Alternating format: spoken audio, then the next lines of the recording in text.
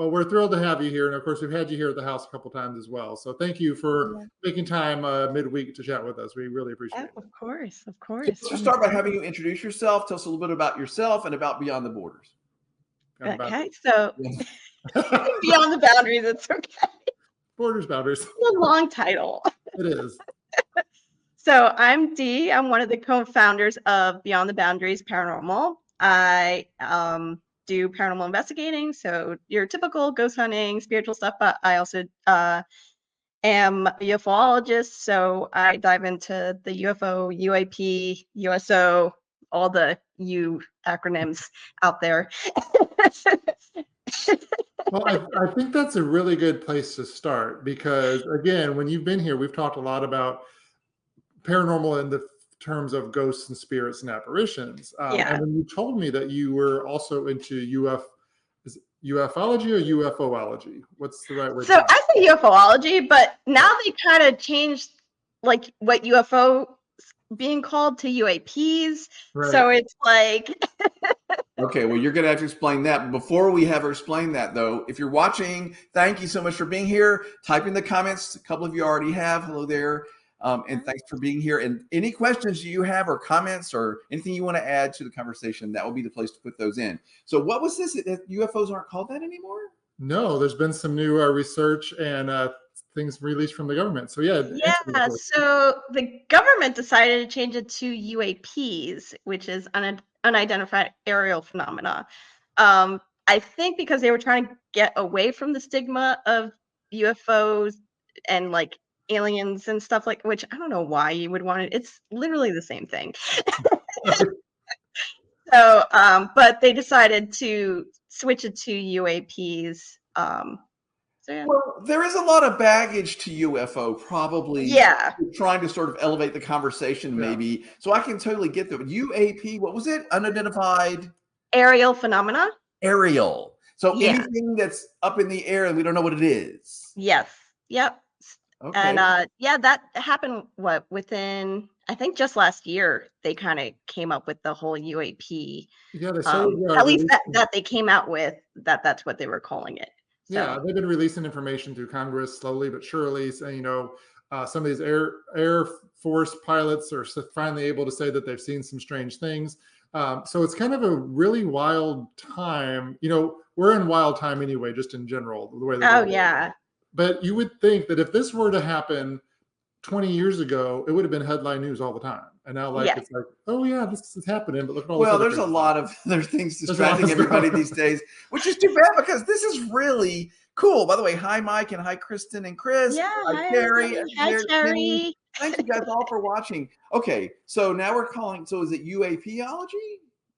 That's what it's funny. I was like, is that what I should be calling it now? But you know, a lot of people still use UFO. I don't think there's a wrong or right term. It's just, you know. So have you always been like a UFO enthusiast? Is this something you've always been interested in?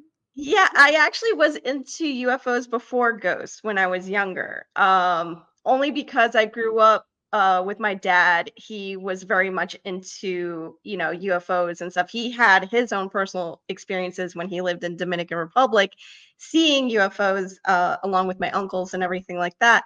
And he used to tell us the stories, and I'm still hearing the stories to this day. Like he comes out with new stories, I'm like, whoa. So it piqued my interest then, and it's just this year, well, actually last year was the first time I actually got into the field. Like I've always like read up on it and kept up with like, I'm really big with like keeping up with like new discoveries, like science discoveries and things like that. So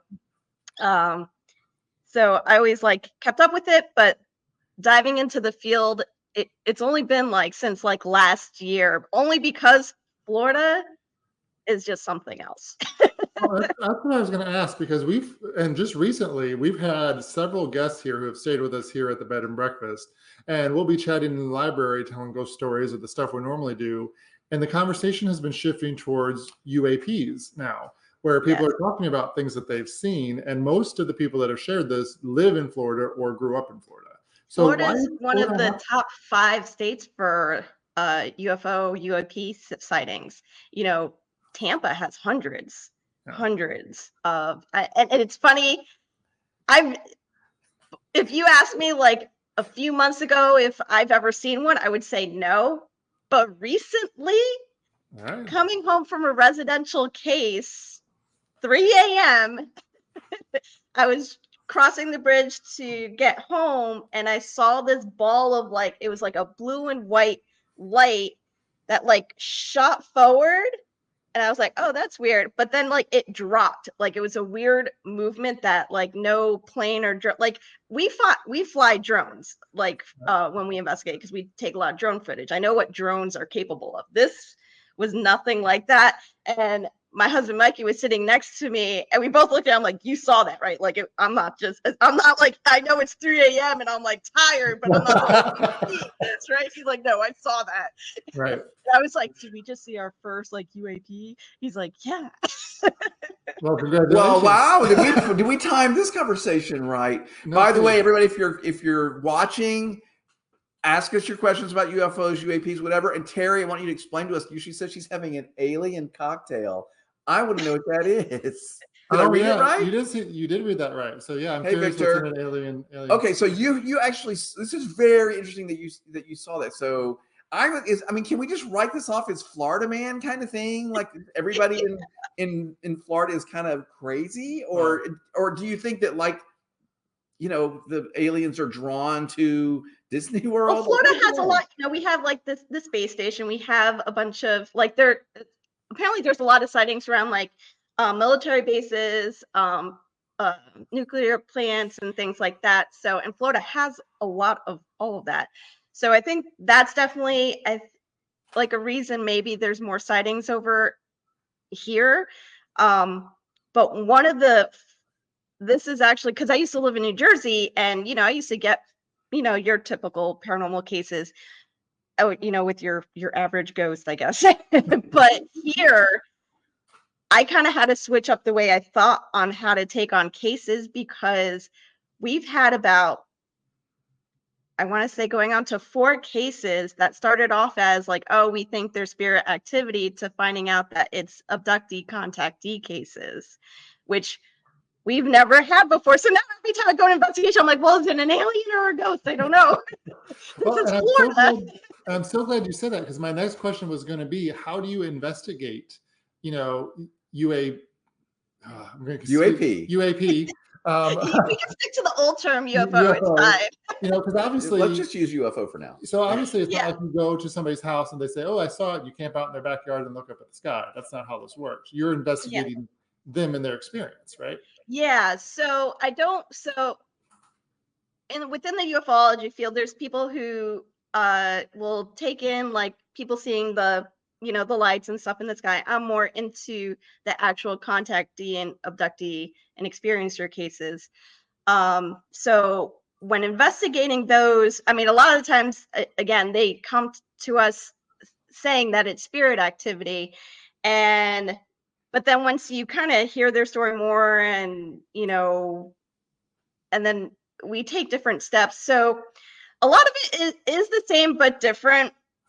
It's like, I want to say it's like almost a combination of like especially if it's recent.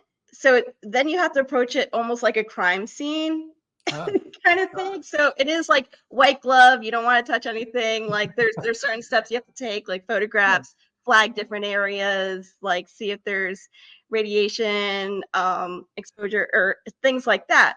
Right. So it's like half CSI and like half the way you would like almost paranormal investigate. Okay, I have questions. This is so interesting, Dee. This is really a fascinating episode. Good job. We knew you'd be great. But so here's the thing. So can you give us an example without maybe naming names or making or disclosing anything? Like, can you give us an example of where you're there thinking you're going to do some sort of ghost kind of thing, and all of a sudden you're like, oh, can you give us an example? Yeah, I can give you a number of them. So we had, I'll tell you about our first case where we were like, I don't know if this is like your regular ghost. So, we went in, we did the typical, how we would investigate a normal haunting. And we weren't really getting much. We're like, there's not too much happening, because a lot of the times we actually have everyone leave because it also helps us determine whether it's the house or it could be something with the family. So we like to first have them leave to see if we get anything with the house, and then have them come back and see if we get more activity when they come back, and then determine like, oh, maybe it's more attached to one of the family members. So there was one case where, we got the initial like, oh yeah, we see this like 8-foot figure and this 4-foot figure, and like and they were terrified. Like the one girl, like she couldn't take to the point where like she couldn't take a shower by herself. She had to have her mom in the bathroom with her because she was so frightened of everything going on in the house. And I'm like, okay. And that was one of those like emergency cases, like, if you're scared to even like, and they were all sleeping in the living room at this point, like they weren't comfortable in their bedrooms. That is an emergency. How many of the cases where the family's so frightened of what's going on that they're actually all in the living room at that point. Very first Conjuring movie vibe there. They all yeah. You got me intrigued. Go on. Yeah, so we approached it like your typical, but one thing that kind of differs between is the use of a black light. You don't really need that for ghost hunting because there usually isn't like there's nothing to reflect. Yeah, there's nothing to reflect. With contactee and abductee cases, the UFO, I don't know who figured this out, but the UFO light, if it's been recent, you could usually see like handprints or markings within the first 2 days of the experience, up to 2 weeks, but the longer it is, the less likely you'll see. So something, I don't know, I was like, you know what, let me just take out my black light and I'll just like walk around with it. Because at that time I had just gotten my certificate from MUFON to be a field investigator, and I was going through they have a university, so I was taking the courses, so I was learning, and I was like, oh, let me take out my black light and see what I find. Like, not even thinking, but then we found these weird fingerprints on the ceiling in a spot that like there would be no reason for it, because it's not like it was like next to a light switch, someone changing out a bulb or anything. But I even tested like wiping my hands to see if the black light would see like my handprint, and it didn't. So there was just this weird like 3-finger mark across her ceiling. I'm like, oh, that's strange. We had the homeowner come back, and I started questioning her more about her experience. And then so one thing that stood out was the fact that this person was experiencing loss of time. And not just in the home. So they were like, it's affecting me outside of the home. Like she would leave from work and her husband would call and she'd be like, yeah, I'm on my way. 3 hours passed. And he calls her and he's like, where are you? And she's like, oh, I'm just leaving. Like, I already talked to you. And he's like, 3 hours have gone by. So for her, it was just a minute ago. And for him, yeah, but she said every time that happened, she would feel a rush of electricity running through her body, like when she kind of came back to. So I was like, yeah, that's not like your typical, you don't hear those type of things when you're talking to other people about spirit activity. And I was like, okay, I think this is a little more than just spirit. Right. So that was one of those cases. And sadly, like that case, I hate it. Like, I love being able to collect the data on these cases, but I hate the fact that I have to tell these people there's nothing I can do. There's no sage, there's no cleansing, there's no, I can't stop what's happening because it's not like I can't cross over something that's supposed to be living, right. Right. So I'm like, all I can do is like collect data and support you and help you, because a lot of it too, like a lot of times they'll accept that and they appreciate us being able to collect the data, because it's like, okay, it's not just in my head, I'm not crazy, there's proof that this is happening to me. So sometimes that is enough. Yeah. And go. We got so many No, we questions. got such a good question. No, Kristen asked a really good question. I was going to say where you were going to. Yeah, go for it. Okay, so she's asking like, where's this person during these 3 hours? Like, do we know? Like, was she sitting in her car? I mean, when she came back, she was in the same position in her car, like ready to go. So like she hadn't been like driving around for 3 hours. No. Luckily, no, thank said, God. I'm on the way home. And then she's like still sitting there in the car this whole time. So nobody ever said like, hey, so-and-so, I saw you sitting in your car for 3 hours. Like that, like, you know what I mean? Like that would be a clue. Yeah, but if she's not physically in her car, she's been abducted elsewhere. And is that what we're saying? That's like exactly she's gone? She's gone. Like gone. Right? Yeah. So, it's like, and I can't remember what the big alien abduction movie was in the 90s. It was like it freaked me out. I can't remember what it's called. I'll have to look it up. But, same kind of thing. People have these loss of time and they deduce that that's the time they were spent elsewhere and then placed back where they were like nothing had happened.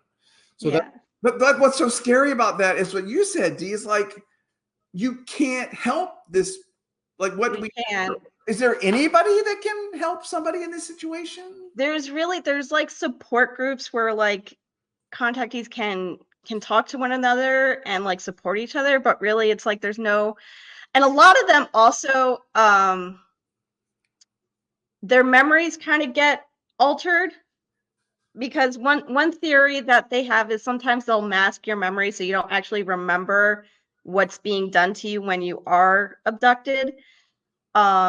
So that's where like hypnotherapy kind of comes in, and that's only if they want to remember, because a lot of the times like there's certain people who remember like a pleasant experience, and then there's another, that other times like, are you sure you want to open that can of worms and really remember everything? Right. Actually, we got a comment from Jenny. So she was actually one of our another residential case. So they again contacted us saying spirit activity. I'm like, all right. We go in, we had them step out of the house. Nothing was happening. No blip on any of our things. Only when the one homeowner, the man of the house would come in, our stuff would go haywire. I was like, oh, that's kind of weird. Not anything. But then other than that, it was tired. It was like, and even like our team medium, she's like, I don't really sense, like, she's like, there's something up with the homeowner. She's like, but there's no like spirits, there's no haunting. So wait, like, when you say like your equipment went haywire, is this like your paranormal investigation equipment, or do you have different? So you would kind of like it. So a lot of our equipment reads electromagnetic fields. So, and they'll react in both cases, except so with this particular person, he then came forward and told me, because he knew that I became an investigator, field investigator for MUFON. He was like, oh yeah, he's like, I used to have experiences when I was younger. And I was like, what do you mean? He's like, oh yeah, I would wake up outside in the field from my house and all the doors from the were locked, and there would be no way for like starting at age like 7 or even younger than that. Wow. So, and then he started talking to me about his abduction experience. I'm like, do you think that could still? And he's like, no, I don't think he really didn't think it was related. He's like, no, like I haven't had those experiences in like a while. And I was like, are you sure about that? Wow. So I was like, okay. And this couple, most amazing, because we really weren't getting anything. I'm like, we'll come back, poor Jen, she was like in tears. She's like, I swear we have things happening in our house. And I'm like, you know what? Let's stay, like, me and another investigator were like, let's stay longer. Like the rest of the team left. I'm like, no, I'm not going to leave them like this. Let's, so I was like, you know what? So the homeowner, he told us more. I'm like, tell me more about your abduction experience. Cause I'm like, I think there's more to this. So I was like, okay. I'm like, all right, but there was a lot that he didn't really remember up until, so a lot of times when we do like our paranormal investigation, we do an experiment called the Gansfeld. Mhm. And we've had a really good, experience doing the Gansfeld and being able to. So the Gansfeld kind of puts you into a trance in order to, like, I guess, open your mind up to picking up information. Never done it on a case like this. And I was like, you know what? Let's see what we get. Let's try it out. Oh man, did we get what I didn't expect. So we tried the Gansfeld. The person under, is in isolation in a separate room while we're monitoring them in the living room. And basically, the first thing she felt was like a ton of pain. She's like, I feel needles in my back. And this is stuff like I've done the Gansfeld experiment tons of times. I'm like, what? So I feel a ton of needles in my back. Like it just feels like needles are just, going in my back, like pinpointing all the stuff. I'm like, all right.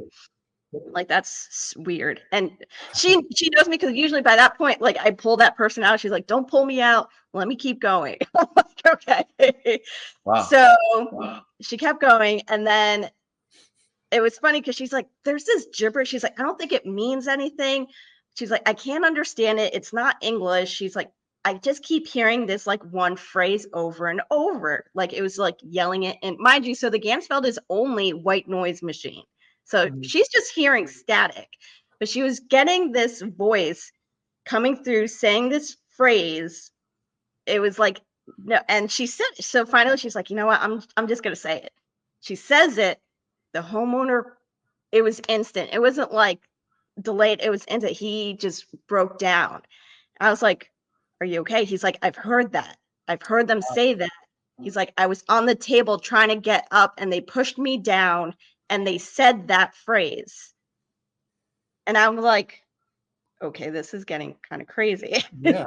So the deeper she's going into this Gansfeld experiment, she's now pretty much what she's describing is an abduction. And she's like, I'm on a table. She's like, I see Earth from like far. She's like, the trees are like going up.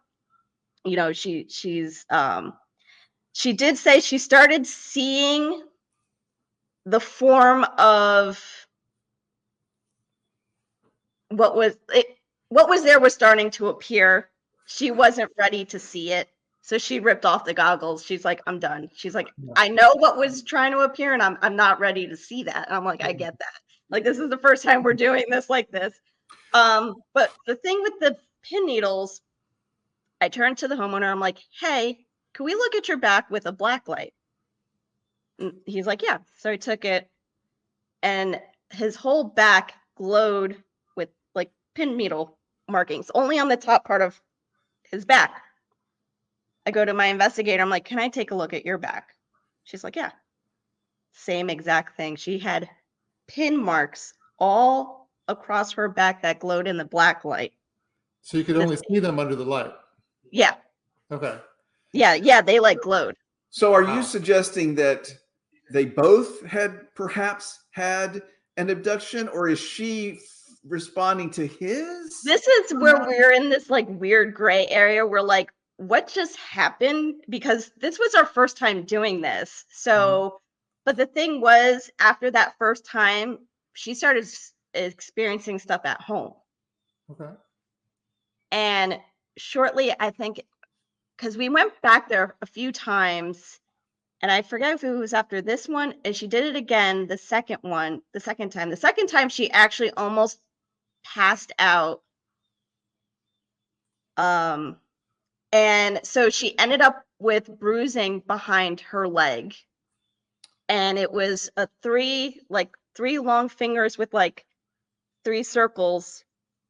It looked like a long I, like the letter I, but like the longer, like maybe like this long and like the circle on top. But So it just was like an ET finger with a suction cup. yeah. So did you interpret that as a handprint? So it looked like fingers. And so one of the things we also did, because the homeowner also felt like he had something in his arm, like that he had something. It was like, he's like, I feel like a ball in my arm, like it's a small thing. I was like, okay. So we took our tri-field meter, which reads EMF, like the electromagnetic field. It reads 3 different fields, like radio frequency, electro, and I think it's radiation. I forgot what the third field was. But when we brought it to him, his arm spiked up the tri-field meter. We decided to take a magnet. We had like one of those rare earth magnets, and we put it up to his arm, and it actually pushed the magnet back. So that was weird. So like when you put a magnet up, like opposite poles, they push each other apart. That's kind of like, Yeah. like what that is? Yeah. So it was actually pushing the magnet back. Okay. So when our investigator got the handprint at home, she put the tri-field meter on, and it spiked on her leg. Shortly after, she was having more experiences at her home, and then shortly after, because my husband Mikey also did the Gansfeld at their house, he then got the same handprint at home on the back of his leg. So there's so many questions around all this, and thank you for sharing that. And thank you for the comments. Keep those coming. Yeah, and some of these questions I'm seeing in our comment section are questions I have as well. But Yeah. I want to read some of these to you if you don't mind. And oh yeah, if you don't know the answer, obviously don't say I have no idea. I'll tell you. Trust me. You but Terry asked, do you think that many of these ghost reports could actually be alien encounters? Because you kind of started off your story about they thought it was a haunting, but it was something else. Yeah. So the reason why we got the name Beyond the Boundaries Paranormal is because there is. So I believe not every haunting is something extraterrestrial. Not every extraterrestrial thing is a haunting, but there in certain cases there is a very there's an overlap. Yeah. Where, because a lot of talking to more contactees, a lot of the experiences are the same as hauntings. A lot of what they see can be the same as hauntings. You wouldn't believe how many contactee cases actually see the big, tall, black, shadow 8-foot figure with the top hat. I was like, wait, that's a thing in contactees? They're like, yeah. They're like, a ton of them see that. Well, it's interesting you say that, because we've heard ghost stories about an 8-foot tall figure, who works in the basement or whatever. Yeah.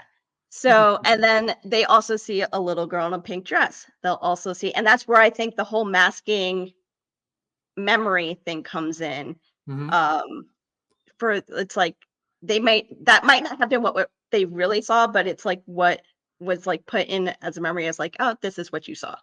Right.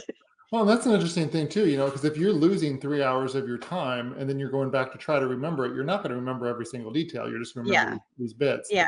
And this is a question I had too, and Kelly, hey Kelly, thanks for tuning in, has the same question. She asked, are there any patterns to those who experience these? Like, is there a certain type of individual that seems to be attracting these experiences? That's what we kind of want to look into more. Some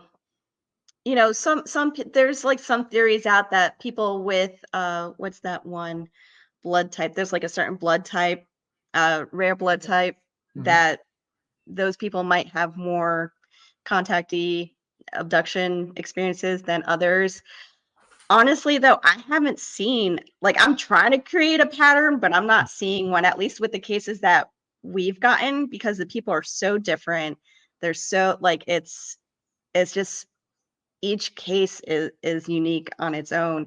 And there's also, we've had cases where it's a combination. It's like, yeah, you have a haunting, but we also think you're having contactee experiences too. And what if you had the ghost of an alien? That'd be double.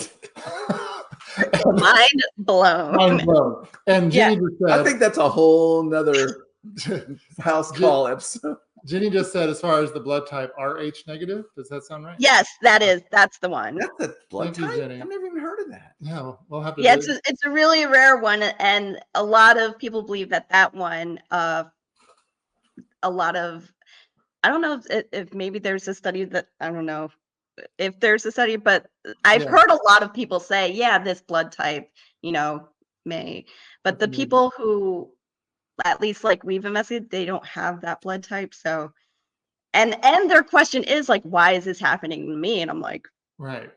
Yeah. I wish I knew. Of course, no, of course. It's just the thing that's most disturbing about this to me, Dee, is that like when we've been talking to all these psychic mediums and paranormal kind of stuff, there's always usually a way they can help.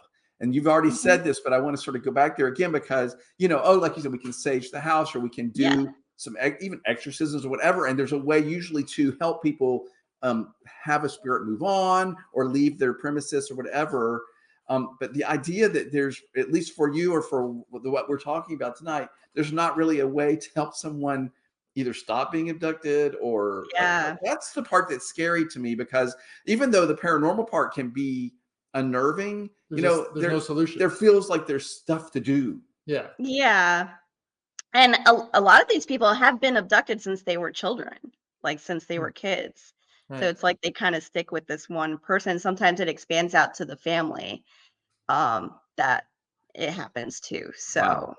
Wow. So yeah, you said there's a type. We just haven't really narrowed it down yet. So yeah, and there's certain mediums that don't pick up on them. Like our medium, she's like, there's no way for me to pick up on this because one, I don't think she allows herself to be that open to want to pick that up. But also she even says they're living.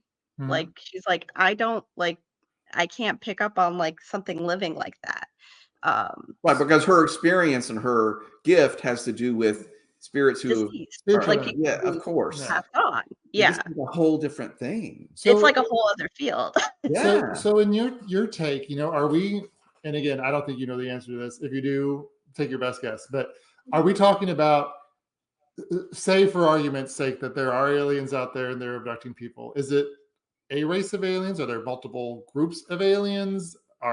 There's definitely different races of aliens.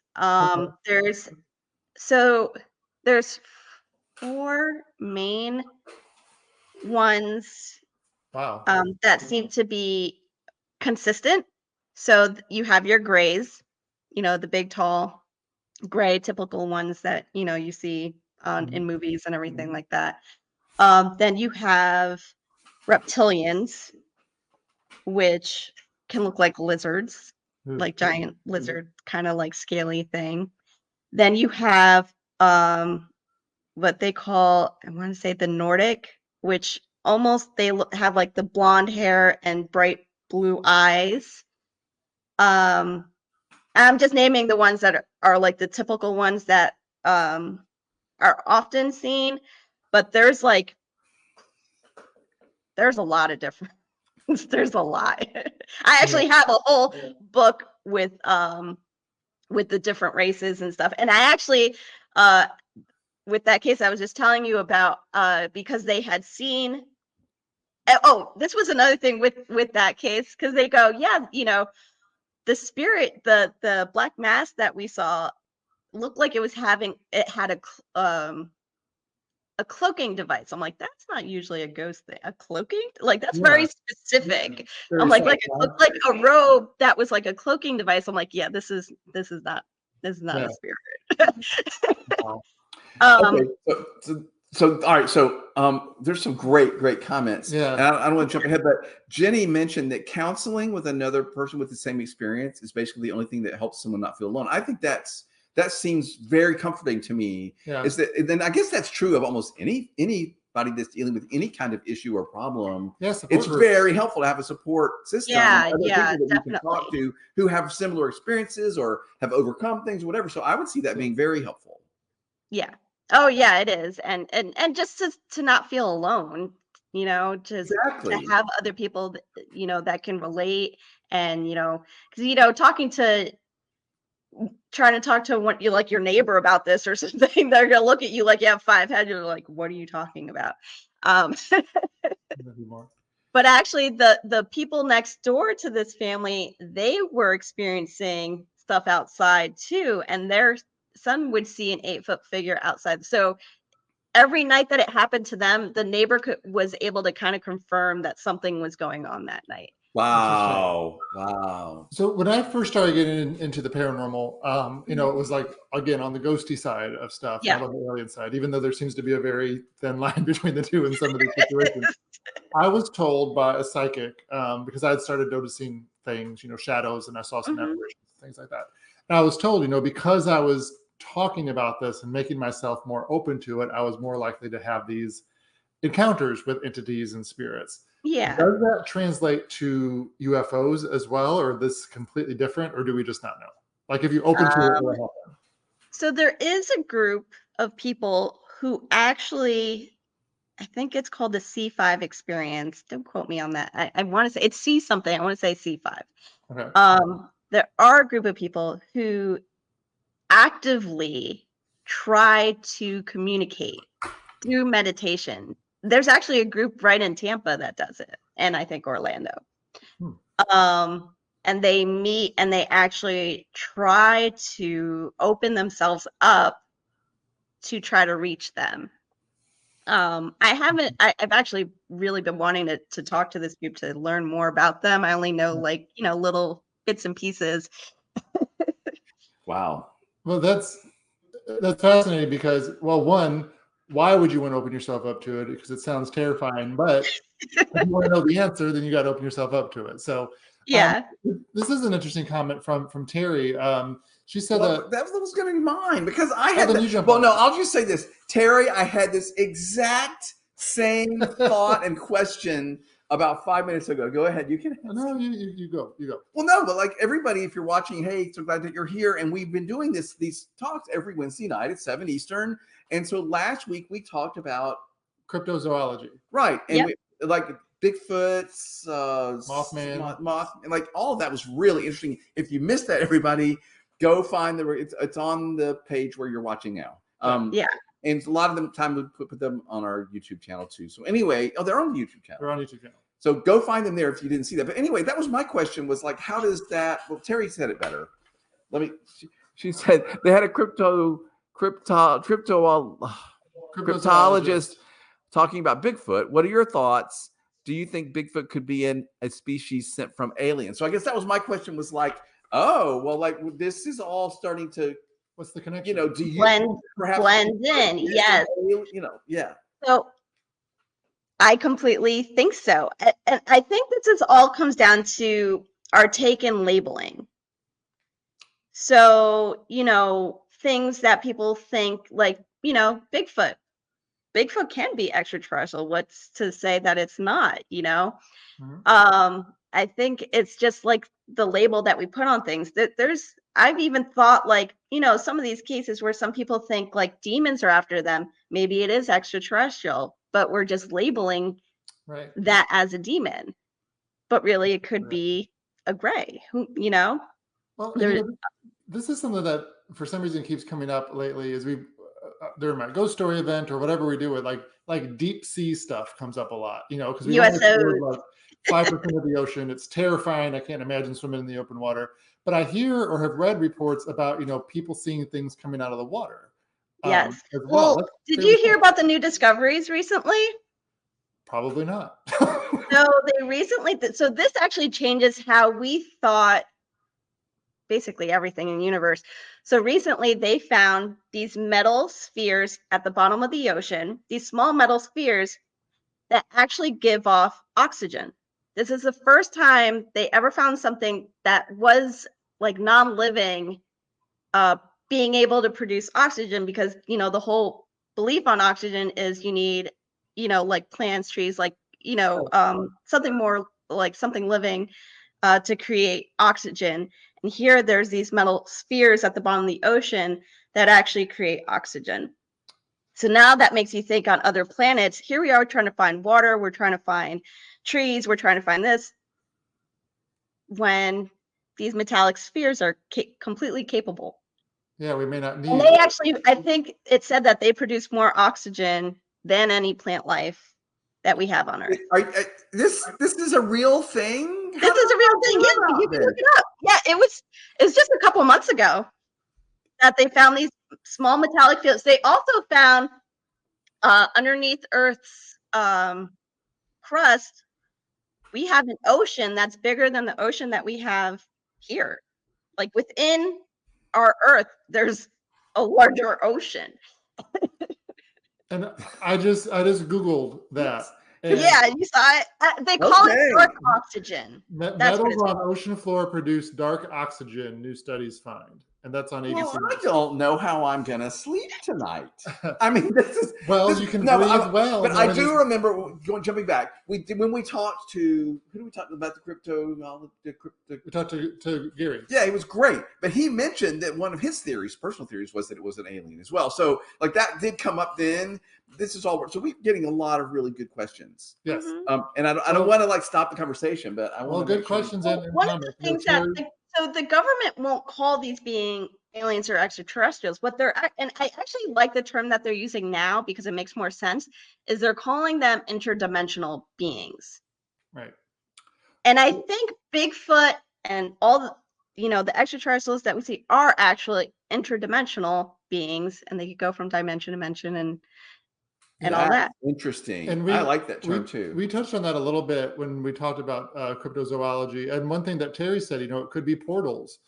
Portals could be a big part of this, in the interdimensional. Yeah. And again, there's so much cool stuff over here to ask you. And I want to get, because we've been talking a while. We don't want to take too much of your time. We can always do a sequel or something. I got all the time in the world. Okay. All right. Thank you, everybody, for watching and keep the questions coming. Yeah. There were things that we missed that I might just scroll back up for. You see Kristen Giesland say that she thought she had an alien encounter. She's RH negative or whatever it is. And she said she wasn't interested and they left her alone. But I was like, wow. Yeah. So one thing that other Kristen asked is, for interest purposes, what books would you recommend for like a high level overview to learn more about this? Yeah, like for people what you're doing with it, I have it in my Kindle on my phone. Let me. I'm getting everybody excited about this, which I think is really interesting. And listen, what we might do, everybody, is we might we'll let you know. Like we need to follow up on these things, right? So I don't want Dee, I don't want you to feel like you have to give us all the best answers right this second. If you want to get back to there's so much. There's a lot, I know. This field. But I can still keep going. I'm good. I mean, if you want to, I saw the one question. I'm looking up my Kindle, but so there, do the races tend to have particular personalities? So one book in particular that gives me all the information on each race is that they have almost like a background story to each of them, and it does seem each one have different personalities, because the Greys are known for being more the aggressive type of I guess of being. A lot of people who experience the Greys, it's never a good experience. Then there's the Nordic. It's more so the Nordic people, the Nordic beings that I've heard about and talked to other countries. They're more on the they're not aggressive or anything, but the whole getting abducted to reproduce seems to be tied in more with the Nordic aliens, Nordic beings, is so, that if I'm going to get abducted, why not by some sort of Viking kind of character? Well, wow, really? I can't believe I just went there. Oh my God, online. So, and he's gone. Wow. Okay, that was a surprise. Okay, so the Greys are the aggressors. The Nordic ones are more like interspecies, possibly breeding kind of a thing. Yeah, whether it's like, maybe they have a dying species that they're trying to just keep going, or why, we don't know. There's some people who remember their children actually, or remember the person they interacted with for this thing to appear. It goes down a huge rabbit hole. Yeah, that's wow, talk about a stellar date. So, and you also have, you have the reptilians, which reminds me of the whole V TV show series, you know, really scary stuff. And again, we don't want to keep you longer than an hour, so I'm going to start wrapping this up. And yes, all the people who are commenting, we're gonna have Heidy back on, and we're going to talk more about this because there's a lot more we want to learn. I think I'm gonna look up my Kindle, and I'll get all the books that I have together, and I'll send you guys a list, and maybe you guys can post it. Yeah, And we will definitely post it. So everybody watch for that, and we will. I think we can put that in the newsletter, maybe. Yeah, and this is probably definitely going to become a Conjuring episode. We can put it there. So everybody, just stay tuned, and I promise we'll let you know. If you don't find it or you don't hear from us, you can always email us, Steve at Phantom History, Tim at Phantom History. Yeah, and if you think you've had an experience, or you know, whether it's ghost or contactee, you can find me. And that's my next question for you is how can people contact you? Obviously, we're linked to you on Facebook and on our social media, but if people want to reach out to you, what's the best way to do that? And how do they find you? So you can find me on Beyond the Boundaries Paranormal. We have Facebook, Instagram, TikTok. You just direct message me on one of those. That's fine. Even on our pages, we have an email. If you prefer an email address, you could send it to our Gmail. It's like beyondtheboundaries@gmail.com. So, well, I have to tell you, this has been the most mind-blowing conversation we have had yet on a Wednesday night, and we've had some good ones. Yeah, we've had. This is actually my first one talking about this field, so I'm like excited. Well, everybody's loving it. We're getting a lot of interaction. A lot of people are watching. By the way, everybody, if you're watching this and you know somebody that you think would be really interested in this conversation, and we all do, absolutely, they can find it out there. If anyone was at the Miami Mall, contact me because I want to know what really happened. So I don't know if you guys have heard about it. Yeah, I saw Mikey post something about that. So briefly, what happened at the mall? What's that about? So, you know, all people saw were tons of cop cars just going into the mall. And originally what they said was like, oh, there was like, you know, a fight that occurred. But everybody's like, why would there be like cops from like different areas all like swarming in? Everyone in the mall who was there are saying, no, there were like extraterrestrial beings there. Like, and their description's very simple. And it's funny because the way they describe it too is a lot of time how contactees will, it's never a solid figure. It's almost like a hologram. They're like, oh no. And this is where the whole ghost thing, because ghosts are never really solid either. Yeah. Oh, look, you brought it right around. I love it. Wow. That makes perfect sense, though. Like they could still see through it, or it was coming in and out, like phasing in and out. Like it was very, their description, like for the people who were there, their description is very detailed, and everyone was very similar.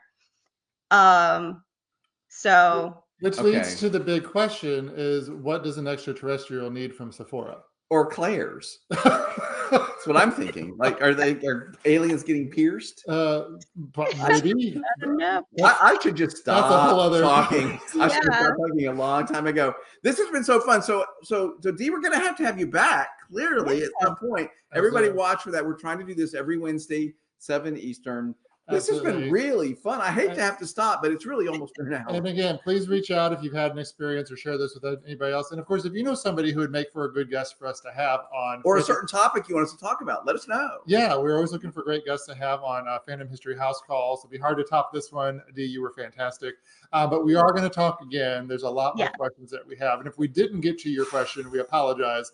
But there's a lot of great stuff that I know you have access to this chat as well. So don't be surprised if we don't circle back with some of you to try to clear that up. But thank you again so much for taking the time to chat. You were so good. Thank you. Awesome. Thank you guys for having me. It was so much fun. And thanks everyone watching and asking so many great questions. I loved it. It was great. Everybody, you were wonderful. Thank you so much for being in. I'm going to go Google some Nordic aliens now. That's you got to stop. I got to stop. I got to stop. All right, everybody. Go down the rabbit hole.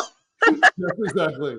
Wow. Okay. Right, thanks, everybody. Thanks. Time for us to go. See you next week, everybody. Come to Phantom History House during the Halloween season. We tell ghost stories, wine and treats every single night of the season. And UFO stories. And we extended our summer special all the way through Labor Day. So super inexpensive rooms. Take a break, everybody. Come sit around in the air conditioning. Talk about ghosts or UFOs or UAPs. UAPs. All right. Thanks, everybody. Good night.